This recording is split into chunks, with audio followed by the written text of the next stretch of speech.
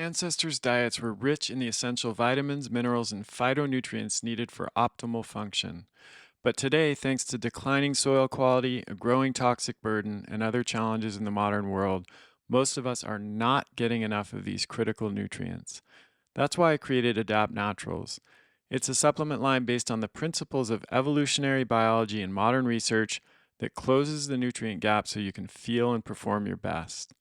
Unlike most supplements that contain cheap synthetic ingredients your body can't absorb, we use clinician grade, bioavailable ingredients to make a real and noticeable difference. Our products are manufactured in a CGMP facility without gluten or GMOs, and they're third party tested to validate ingredients and confirm they're free of contaminants like heavy metals.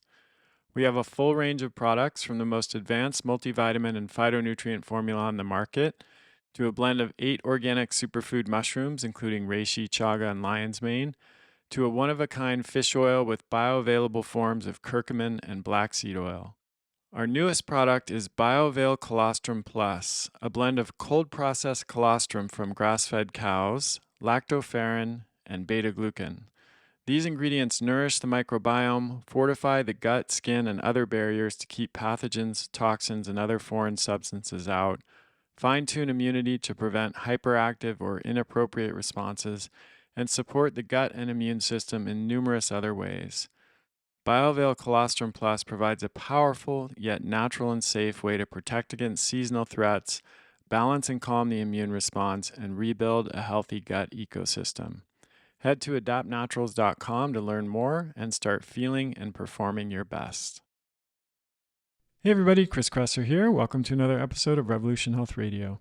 This week, I'm very excited to welcome Dr. Katie Deming as my guest. She is a radiation oncologist, inventor, and TEDx speaker who's transcending the boundaries of conventional and integrative medicine to evolve the current paradigm of disease prevention, treatment, and healing. She blends conventional medicine with holistic practices and ancient wisdom to address the hidden roots of disease and activate the body's innate capacity to heal. This was a fascinating conversation that spanned everything from integrative and holistic approaches to what causes cancer and how to treat it, to the placebo and nocebo effect, to the role of water, both the structure and form of water in cancer and disease etiology, to how little progress we've made in the quote war against cancer, and how that perspective and way of framing it perhaps even contributes to its perpetuation. Also the role of fear and trauma and other emotional states in the pathogenesis of disease and cancer, and so many other topics. It was really a wide-ranging conversation, and depending on your perspective, might require an open mind to take in some of what she shares, but I really appreciated that about it. There's so much that we can appreciate about the contribution of allopathic Western medicine, and yet there are many questions that it hasn't answered. And so for me, it's important to keep an open mind and continue to explore avenues, even if they're outside of that paradigm of Western allopathic medicine. So I hope you enjoy this conversation as much as I did. Let's dive in. Dr. Katie Deming, it's such a pleasure to have you on the show. Welcome. Thank you, Chris. It's my pleasure to be here. So I'm really looking forward to this conversation because I think in the conventional medical world, or in the medical world in general, let's say, there are a lot of areas of medicine where I think, functional and integrative approaches have made significant headway and are talked about fairly regularly. It seems to me that while there certainly has been some progress made in the world of cancer there, it's been perhaps slower than we might hope. And, I think that there's, I'm sure we'll talk about this, but part of it is that, it's a potentially very serious and life-threatening diagnosis. And in the face of that, both doctors and patients tend to understandably revert to something that they feel is maybe safer or more proven or something like that. Whereas if you're just trying to treat toenail fungus or something like that, you might be a little more willing to use an alternative treatment and experiment with that because your life is not at stake. So yeah, I'm excited about this conversation, and I would love to just understand a little bit more about your background and how you expanded beyond the borders of your conventional oncology training and came to this current place that you're in now. Yeah, sure. So I am a radiation oncologist. That's my training. I trained at Duke University and practiced radiation oncology for 20 years, 16 years of practice and 4 years of training in radiation oncology. And I also was a healthcare leader within cancer care. So designed and led a large scale cancer program end to end for one of the largest healthcare organizations in the United States. And so that was my background. And I believed in the system and really believed in what I was doing in Western medicine. But in 2020, I actually was at, I would say, the height of my career. I had just been nominated to be the national medical director for all of cancer care for this organization and had made it up to like the number two spot. Another woman who was a researcher ended up receiving the position. But immediately after that interview process, I had an experience that was much like what you would describe as a near-death experience. And after that, I knew what I was doing was wrong. Like I just knew everything that I had been taught and how I had been trained to heal was not true healing. And the hard part about that experience was that I didn't know what the right way was. I just knew what wasn't right. And so it was a process, but I took some time to, make the decision and ultimately ended up leaving Western medicine in the summer of 2022 to explore like how is it that we heal cancer? And in medical school, I had been trained all about illness. We're taught the organs of the body in the systems from a pathologic standpoint. So everything that we learn is from a dysfunction of the system rather than what's the optimal function of the system. And so that's really what I spent my time from 2020 until now. I've been studying everything I can about what creates actual healing in the body, what creates optimal health, because I figured I understood the disease process really well, or at least I thought I did. But I wanted to understand like how does healing occur and how do we create optimal health in the body? And so I've spent the past couple years really diving into that.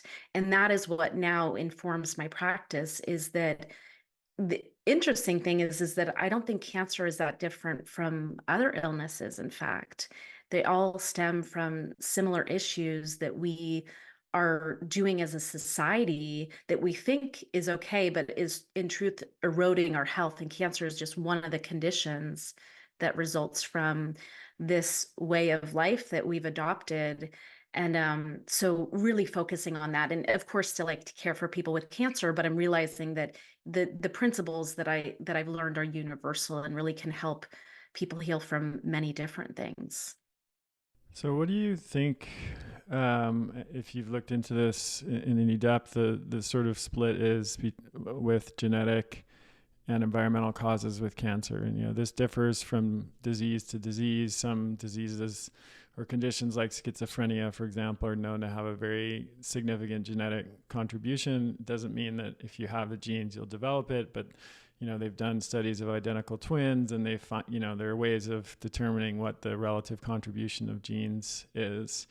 I know, just overall, the statistics I've seen for chronic illness are that 90% of chronic illness is determined by environment rather than genes. But then within that overall umbrella, it differs quite a bit from condition to condition. And I've wondered about this with cancer because, of course, we have situations where very young children get cancer and they haven't been alive for long enough to really necessarily be able to blame lifestyle factors, although in some cases it could be something like heavy metal toxicity or other factors. But it's hard to reconcile that with like a very young child getting cancer. So I'm curious about your take on that, like the relative contribution of environment and genes with cancer. Yeah. Well, The way that we're trained in oncology is to think that it all is related to mutations in the DNA, which would make you think that the percentage would be quite high of cancers that are genetically related. But I'll give the example from my specialty. So I specialized in breast cancer when I was working in oncology. And we know that in breast cancer, only 5 to 10% of breast cancers are genetically related. The other 90%, we say, are sporadic, which means we have no idea what causes them. And this is actually part of what was disconcerting for me, is that how could 90% of the time we say we have no idea why you have cancer, and that, but yet we're told that this is all related to mutations in the DNA. And so it's similar to what you just described. The 90% are related to environmental factors and really how we're living. It's not just toxins in our environment, it's what we're eating, it's how we're choosing to live. Also, emotional trauma. There are studies that show, the ACE study is an example. I'm not sure if you've ever spoke about the ACE study on your show, but basically this shows that children who have emotional trauma, they have a higher risk of developing illness. So our environment is a lot more than just maybe the food that we eat or the toxic chemicals in our environment. So 90% is environmental and only 10% is genetic. But you brought up an interesting question about the babies or children. And on the surface level, it seems difficult to reconcile, like they haven't been alive long enough to have accumulated environmental damage, but they have. They've been in the mother's womb, who is experiencing potentially emotional trauma, stress, all of the things, what she's eating. And even if she's eating well during the pregnancy, the things that she's been exposed to in her life are passed to the baby as well. And so I think that we can look at that and see that even the babies or children who have cancer, that it's also likely related to our environment. We just think of it as them outside the womb, but their whole life now, up until the time that they're born, has been an exposure. Well, there's also the contribution of epigenetics to consider. So we know that epigenetic modifications can be passed down at least 2 generations, possibly longer than that. So even going back to Absolutely. grandma and grandpa could have been exposed to something or had significant trauma, emotional, psychological trauma that altered the gene expression. So it's not that the underlying genes themselves changed, but the expression of those genes changed in a way that affected the child, of course, even without any of these other influences that we're talking about. So that's to me, that's something that plausibly answers that question too. Like because it's something that unifies or pulls together genes and environmental factors in a heritable fashion, in a way that can be just passed down from one generation to the next. Absolutely. So, in your exploration of all of this, and integrating science with ancient wisdom, spirituality, emotional and psychological factors, I know that you have become fascinated by the contribution of water, and particularly the structure and form of water in our cells, the quality of water that we consume, and then even we might say the consciousness of water within our bodies. And like I know that you have mentioned what's her name, Veda Austin's work, which is quite fascinating to me. So I want to talk a little bit about that. But before we go on to that, what's your take on the Type C personality and the contribution of that? Like this idea, for listeners who aren't familiar, everyone's heard of Type A personality, this like driven to achieve and succeed and kind of at all costs, and the very high level of stress and sympathetic arousal. Type C is often referred to as somebody who tends to hold their emotions inside and not express them, or have difficulty expressing them, difficulty asking for help. Do you think there's anything to that? Have you, like, both in terms of the scientific literature, any research that's been done on that, or in your experience as an oncologist, have you noticed a pattern there? Yeah. Well, I think that this is an interesting conversation because this is actually what I see in my current practice. I can't say from my practice before that I knew that this was an issue, but what we see commonly is that people who have cancer are suppressing emotions and pushing down what they really think, what they really believe, and have, problems with boundaries and basically are the ones who are the pleasers. They're doing what everyone wants them to do.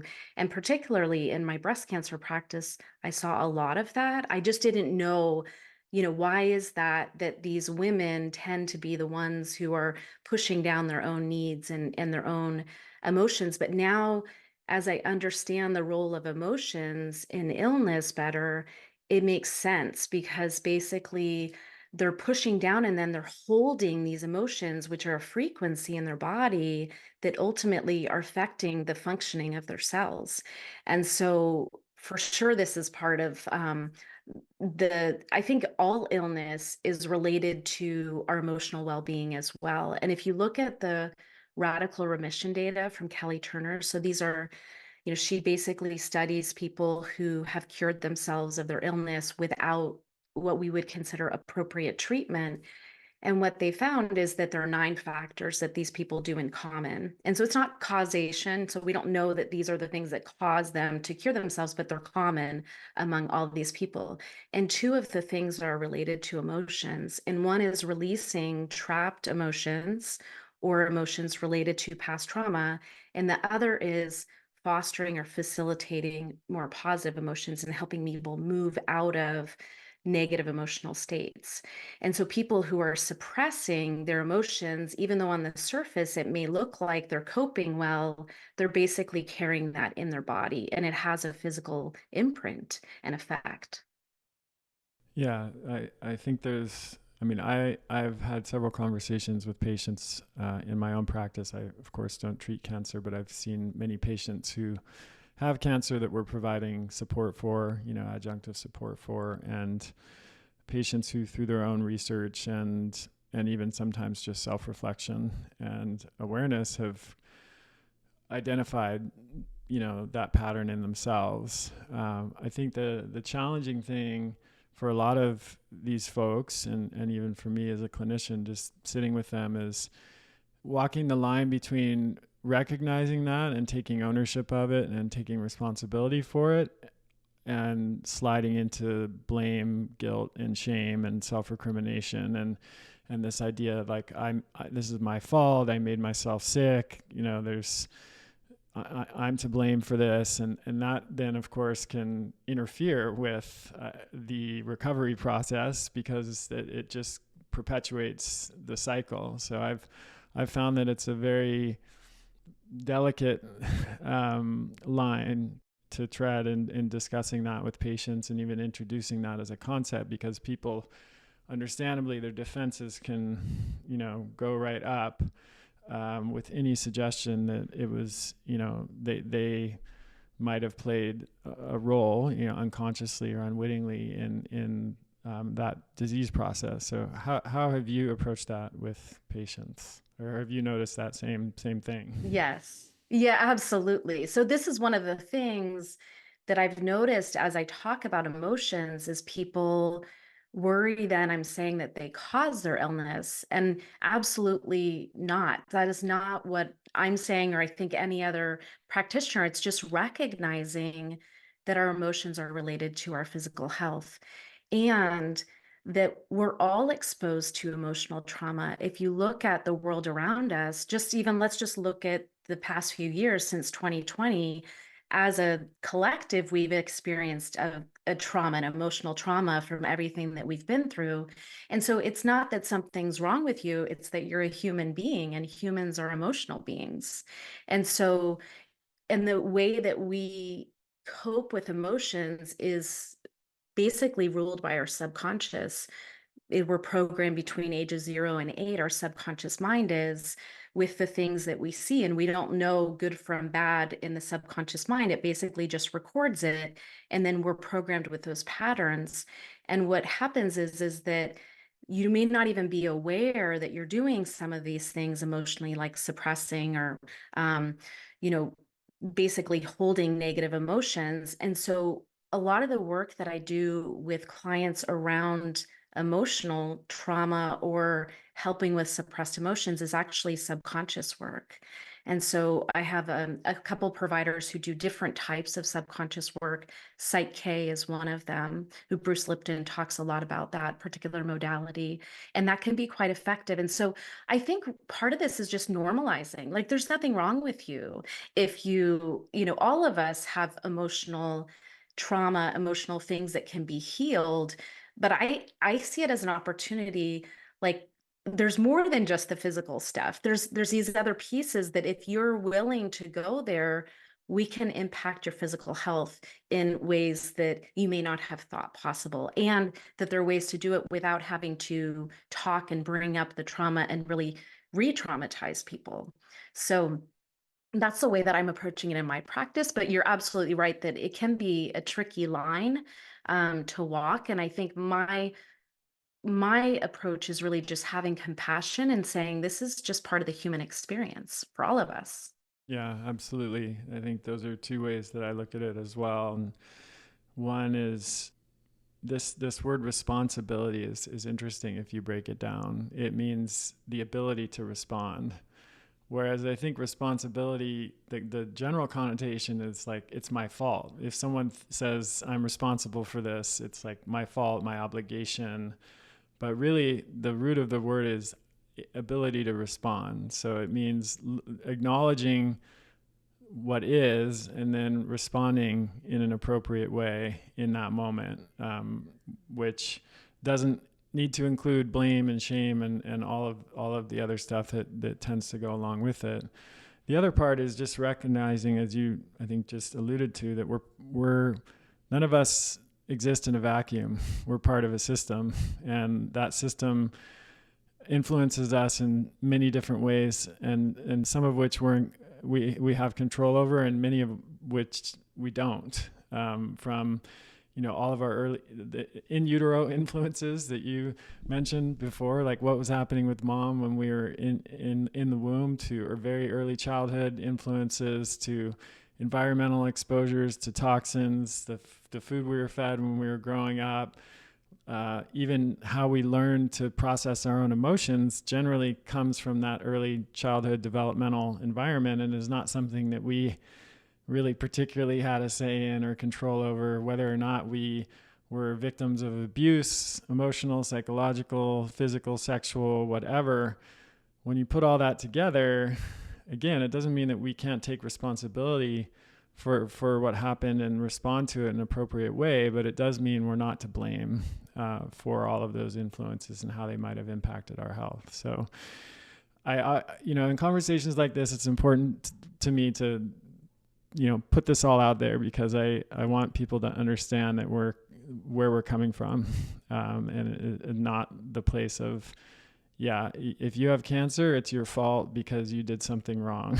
I mean, that it's all, unfortunately, all too easy to hear that, but that's not at all what we're saying. So let's talk about water. Let's talk about water. I think a lot of people will be surprised if they're not familiar with, Veda Austin's work or similar work, that this is entering into the conversation at this point around cancer. So I'm really excited because I don't think I've ever talked about it on my show. So I'm looking forward Oh, I to love it. that. If you've listened to this show for a while, you know that I'm a super active guy. Depending on the time of year, I'm either skiing, mountain biking, hiking, backpacking, surfing, or lifting weights on most days of the week. I also live in a really dry climate at high elevation. For these reasons, I pay a lot of attention to hydration. I've learned the hard way what happens when I get dehydrated, and I know how important hydration is to overall health. But hydration isn't just about drinking water, it's about water plus electrolytes. This is where Element comes in. It's a combination of electrolytes like sodium, potassium, and magnesium in easy to use individual packets that you just add right to your water bottle. And unlike most electrolyte products on the market, Element is free of sugar and artificial junk. I drink Element every day, and it's made a huge difference in how I feel. Even with my training and profession, I don't think I realized how often I was dehydrated before I made Element part of my daily routine. If you'd like to try it, the folks at Element have an exclusive offer for my podcast listeners. You can get a free sample pack with one of each of the 8 flavors Element sells when you purchase any Element product. This is perfect for anyone who wants to try all of the flavors or who wants to introduce a friend to Element. Just go to kresser.co/element, that's LMNT, to place an order and take advantage of this offer. Paleo Valley's beef sticks are definitely one of my favorite snacks. They're unlike anything else on the market. They're made from 100% grass fed and grass finished beef and organic spices, and they are naturally fermented, which gives them this really amazing flavor.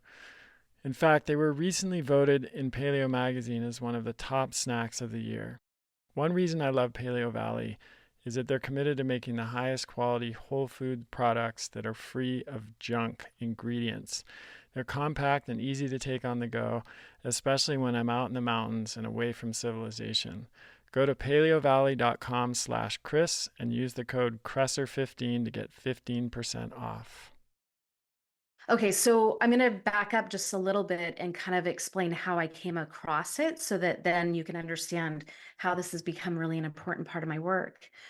But when I left conventional medicine and I was looking into all these different ways of healing and how to create optimal health in the body, I realized that any approach to healing and restoring health in the body really required 4 components. You needed the physical part, which we know this is what most of us think you need to do, which is what you're eating, what you're doing with your body, what you're putting in it.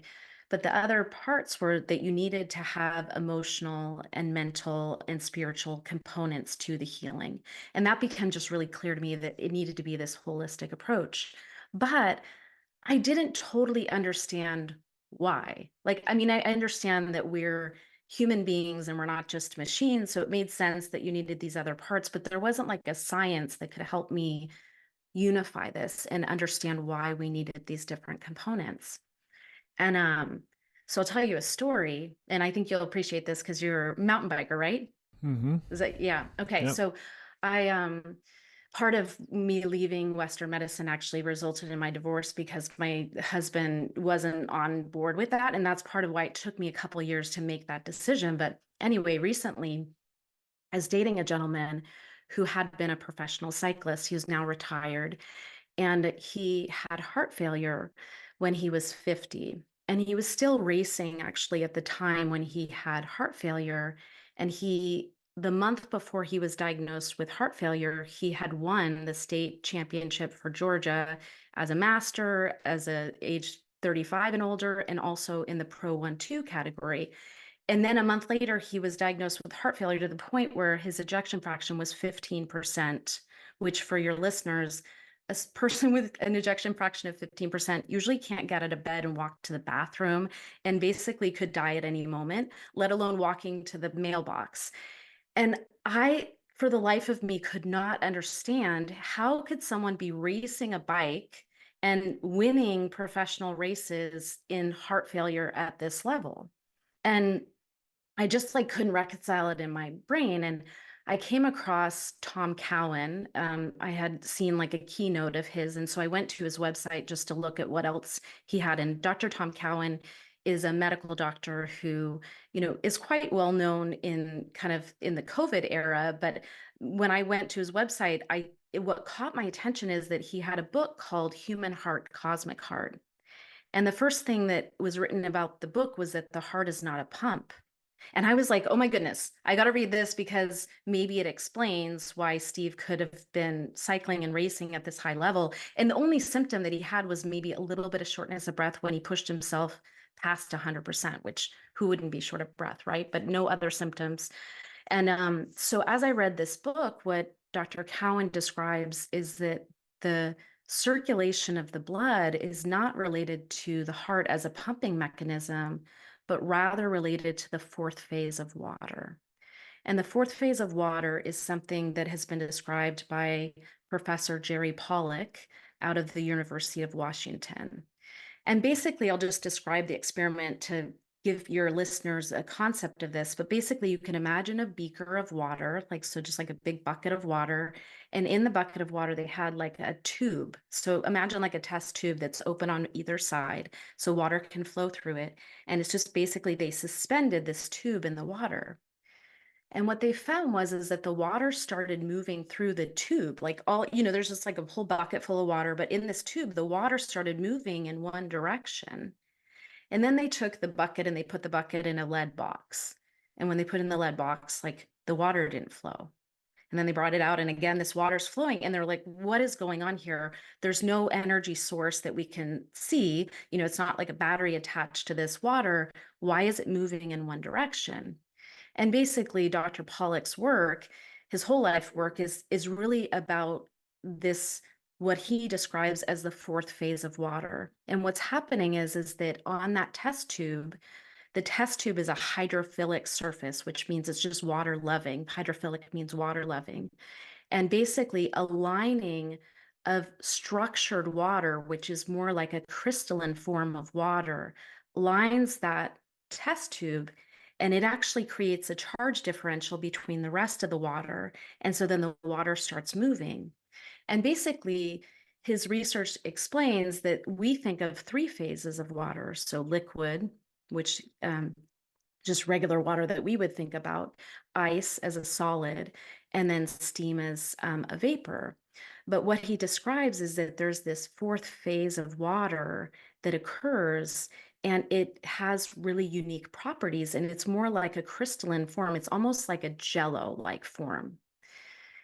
And in Dr. Cowan's book, the heart book that I was describing, the human heart, cosmic heart, in there, Tom Cowan explains how this is how our blood moves through the circulatory system, that it's actually a differential between this fourth phase of water, structured water that lines the blood vessels, and then the blood that basically is flowing as a liquid. And there's this charge differential that is allowing the blood to flow through our circulatory system.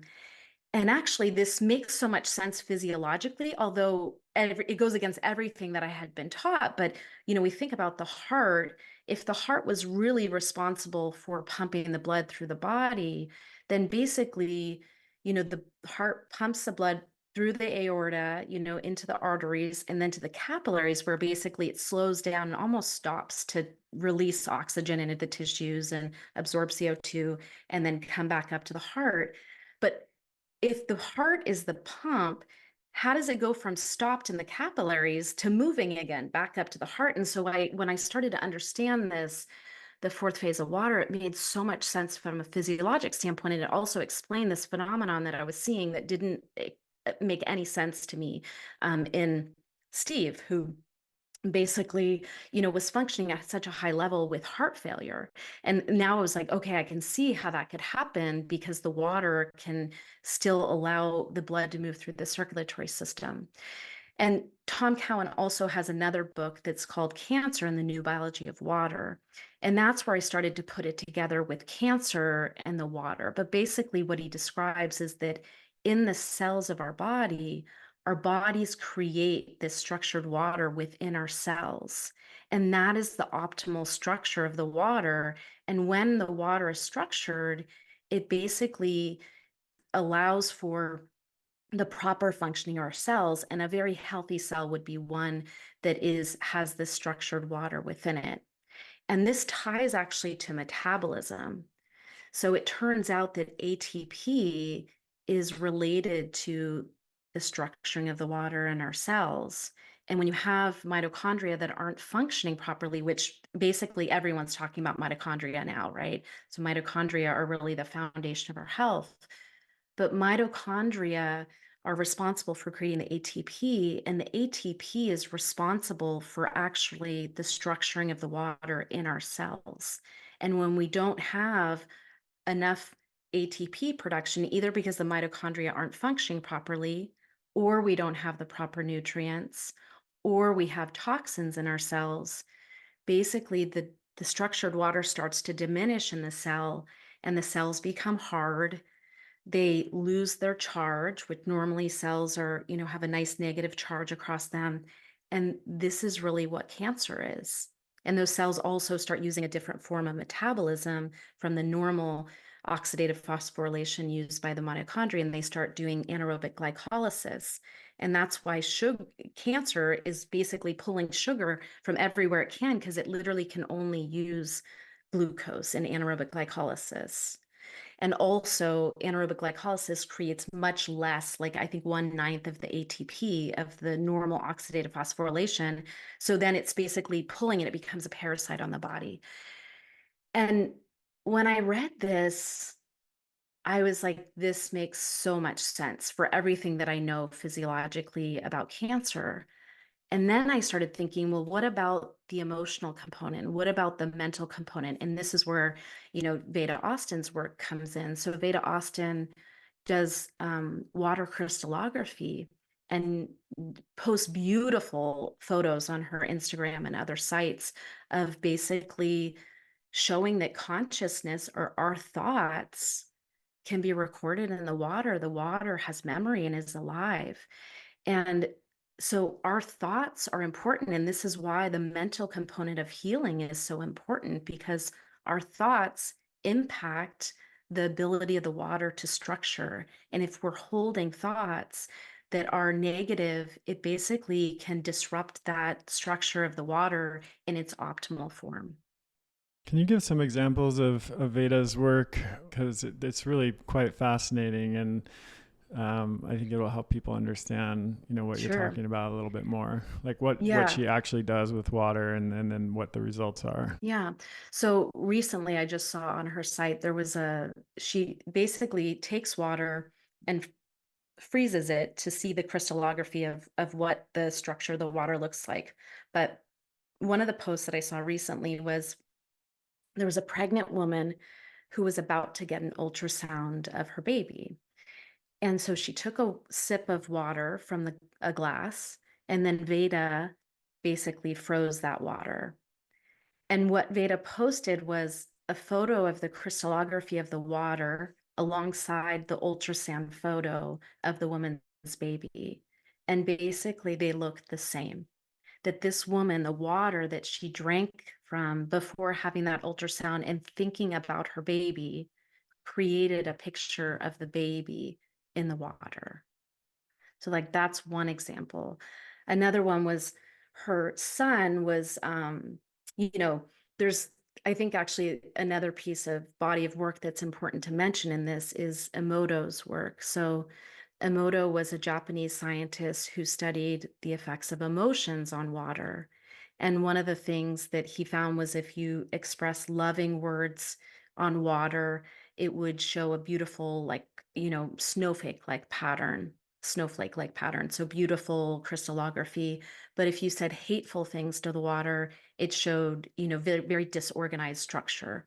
And he also found that classical music showed a beautiful crystalline structure, whereas heavy metal created this distorted structure. And so Veda, her son, in this post, she talks about how her son was saying, gosh, like, why does water not like me? Because it only likes classical music. And she said, well, I don't know that that's true. So let's see. So he played a song by, I think it was Tupac, and I can't remember what it was, but it was a rap song. And it was something about I see.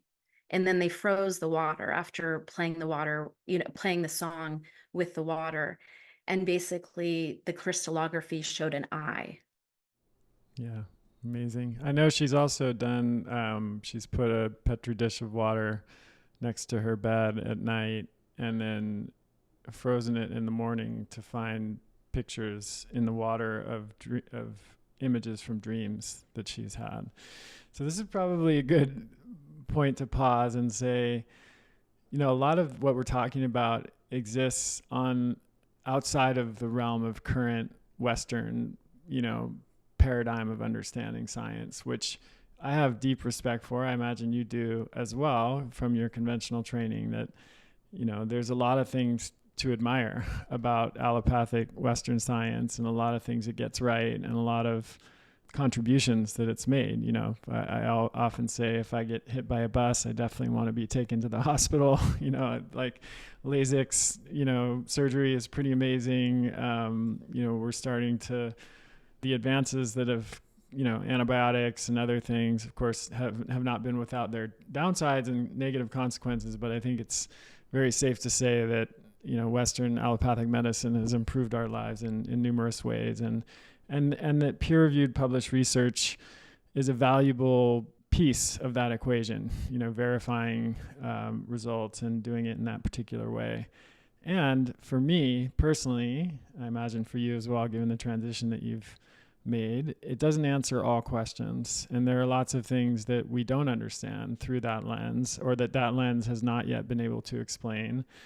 And I like to just keep an open mind about that, and say, that's interesting.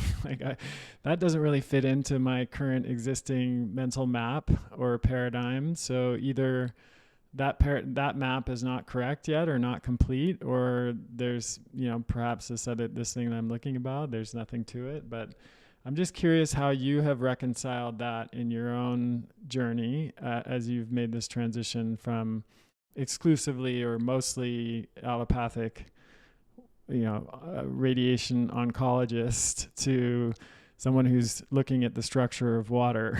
And, I imagine it sounds like your former husband was one, but others who were not able to make that transition with you. So I'm just curious how how you are working with that, how you look at that. Yeah.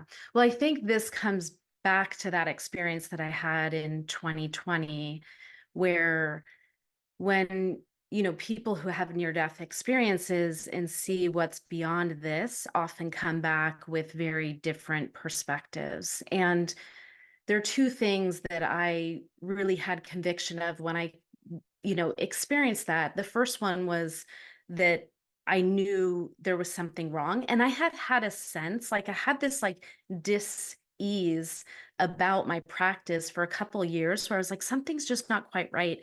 And I was frustrated because I felt like there's a parable of a river where, in this story, they described there's a village along the river, and one day the villagers saw one body floating in the river. And so they, quickly went out and rescued it.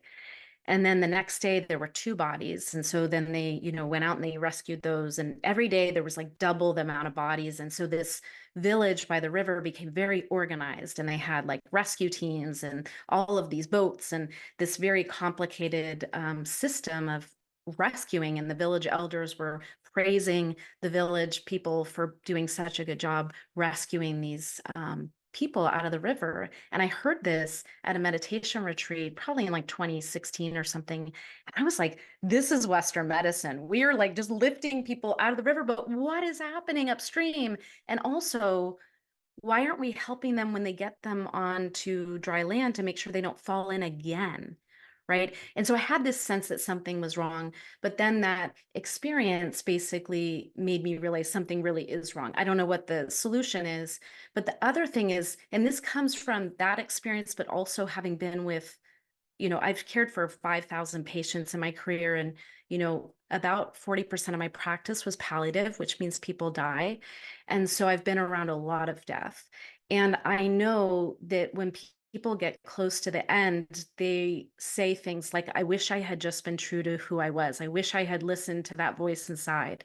And so both from my experience of crossing over, but then also from having been around so much death, I knew that I would be regret at the end of my life if I didn't figure out what this was about and listen to that voice inside of me that was saying, something's not right here. And so I'm a deeply curious person. And since leaving Western medicine, I've just decided, you know what? I don't know what's right, but I want to learn everything that I can. And so I'm wide open in exploring all things because I have nothing to defend.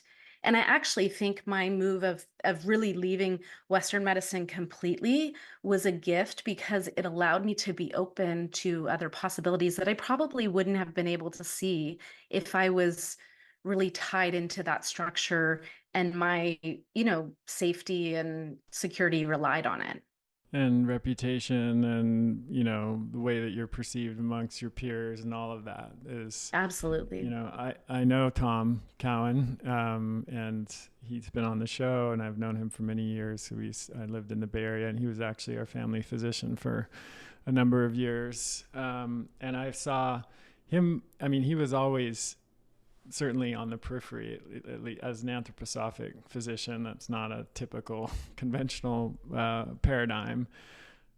But when he retired from as an MD, and that's when he was really able to start exploring some of his passions and interests in a much deeper and more public way, I think, because he no longer had to be concerned about the medical board and how they would view his his ideas and theories. And so he became free of that structure, and it allowed him to really branch out in a different way. And I've seen that in a lot of different cases. So yeah, I love that. I mean, I interestingly enough was initially trained in the alternative medical world, but also had a deep appreciation for Western science and what it could contribute. But I've never lost, of course, that broader understanding and worldview of, like, in fact, and when I was in school, I wrote my graduate paper on the placebo effect, which was absolutely fascinating, and still to this day is one of my biggest interests, which I now call the self-healing effect, because I think placebo is a derogatory term that's used by drug companies to, basically to diminish the true impact that just the power of belief and relationship can bring in a clinical interaction. So I'm curious how that plays in for you, like, as someone who's worked with cancer patients on through both the conventional lens and now this different lens. What have you noticed as far as the contribution of even the relationship between the clinician and the patient, and then the patient's own belief system, and perhaps their fears, their trauma, like what you already kind of alluded to, like even the word cancer can be such, and the diagnosis itself can have such a powerful effect. And I read studies when I was writing that paper on the nocebo effect that the cancer diagnosis itself can have. And I'll remember one, I'll just say it briefly, and I'm not going to get it perfectly right, so it's been many years now, but it was a guy who was he was diagnosed, I think it was cancer, and he, was doing poorly. Then the doctor called him up a few weeks later and said, "Oh no, actually, I'm so sorry. Those were not your results. Those were not your results. We made a mistake. You actually don't have cancer." And then he recovered completely. It was like no longer sick, didn't have any of the signs or symptoms of cancer. And then something like, a few months pass, and then they figured out that, oh, oops, it actually was his results. They called him back, said, "You do have cancer. In fact, I'm so sorry." Then all the symptoms returned, and I think he ended up dying. So it's almost unbelievable in a way if you're looking at it from that conventional allopathic lens, but it always stayed with me as a perhaps extreme example of the placebo and nocebo effect, or just the contribution of our beliefs to our physical and physiological state. Yeah, absolutely. Well, and I think that story is in Bruce Lipton's book, Biology of Belief, because that sounds very familiar. And I think that I read it there as well. But no, absolutely, what people believe about their illness, or just what they believe about their bodies in general, impact what is manifested and seen clinically. So in this, I saw in my practice, and this was part of, I started my Born to Heal podcast back in 2020. And at first I was just published or putting out stuff like this, things that I was seeing in my clinic. But I'll just give you an example of where there was a woman, this was early in my career, and she had head and neck cancer, which was the worst type of radiation that we can give. Chemo and radiation for head and neck cancer is brutal.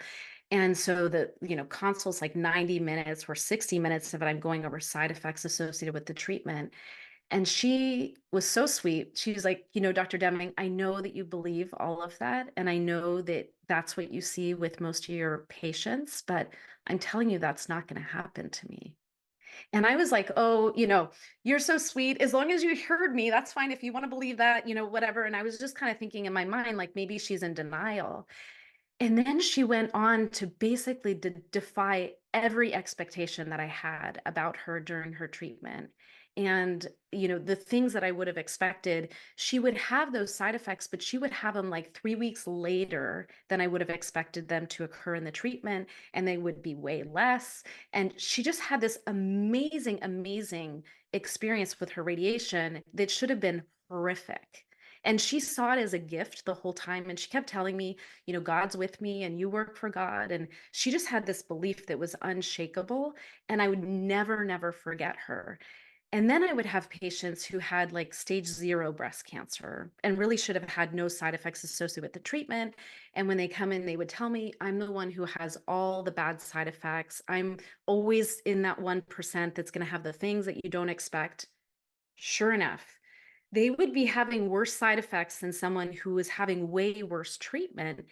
And so I saw this clinically, that what people believed, and were convicted about their bodies and how their bodies were going to respond to the treatments actually bore out in their clinical results.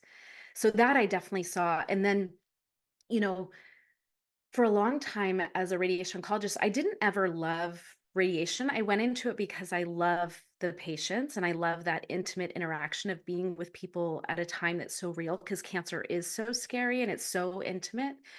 And for a long time, I was like, gosh, I don't really love radiation. But I realized that what I was doing for the patients was way more than the treatment that I was giving. And that there's studies that show this, that patients who like their hospitalists have better results, have, shorter hospital stays, less complications, and better outcomes.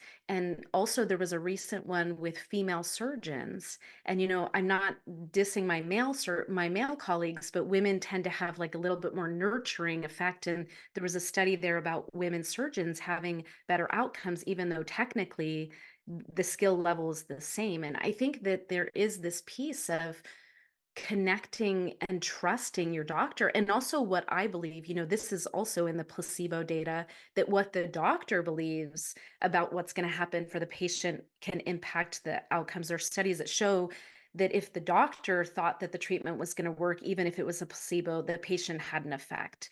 And so I always remember that when I'm with clients, to say what I believe and how I make them feel is just as important as any intervention we do. Yeah, so true. I'm familiar with those studies and the work of Ted Kapchuk, who has a fascinating career. He was originally trained in Chinese medicine, and then he ended up at Harvard doing placebo research, and he's done a lot of the great work in this area. There are a few studies that stand out to me. One is you've probably heard of this study. It was a sham surgery study of people with severe osteoarthritis, and they separated them into two groups. And in one group, they performed the actual surgery. In the other group, they just did the incision and did some lavage, washed it out, closed it up, and compared the results of those two groups. And they were basically the same. And the group that didn't have the surgery had almost identical results. And I think there was like a 60 Minutes or some kind of TV program showing this guy who could literally barely walk before he had the surgery. And then he's like outside playing basketball after the surgery. Well, but it wasn't a surgery. It was just the incision and the lavage that he received. There was a study that, to your last point, where all they did was, they split patients into two groups. It was the same doctor or doctors. And for one group, they asked the doctor to just be very curt, just go in the room, only say a few words, not be very friendly or warm, just be staring down at the clipboard. This was before EHRs and computers, which is probably even worse now.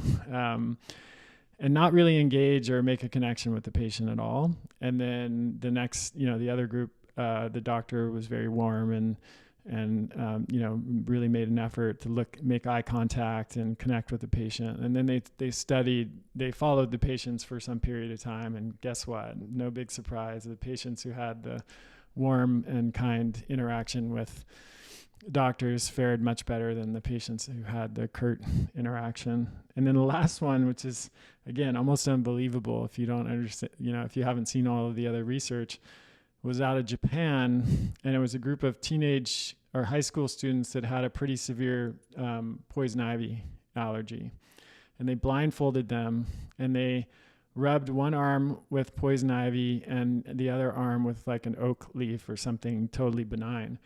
But they told them the opposite. So they said, we're rubbing this arm with oak leaf, and it was actually poison ivy. And then they told them the opposite on the other arm. And many of them broke out on the arm that was rubbed with the oak leaf and didn't break out on the arm that was rubbed with poison ivy. So you can't look at, and these are all, by the way, published peer-reviewed studies that you can find in the scientific literature. So this is an area, this placebo research for me, that was fascinating because it sort of like intersected. These were all published in credible peer-reviewed journals using the gold standard scientific methods of the day, and yet they point to something that cannot really fully be explained using the allopathic paradigm. Yeah. No, it's so powerful. Our mind is so powerful. And there are tons of these studies. And what's so interesting for me is that we were never taught it. I was never taught any of this in medical school. So it is fascinating when you dive into it and you realize the power. And also, it's so empowering, that we have more power than we think over our physical body. And I think that that's a story of hope. Absolutely. And I love, this is that Ted Kapchuk rebranded the placebo effect as the self-healing effect exactly for that reason. His position is, wait a second, the drug companies are busy trying to eliminate placebo, because if their drug doesn't outperform placebo, they've just wasted millions of dollars and don't get approval. So for them, placebo is a dirty word and a pejorative term and not something to be studied or celebrated or learn how to harness. Ted Kapchuk's work was, after studying this for a long time, he's like, we should be doing everything we can to learn how to harness and amplify and expand this and make use of it in clinical settings. And then he started doing open label placebo studies where essentially people would be told they were getting the placebo and they still improved.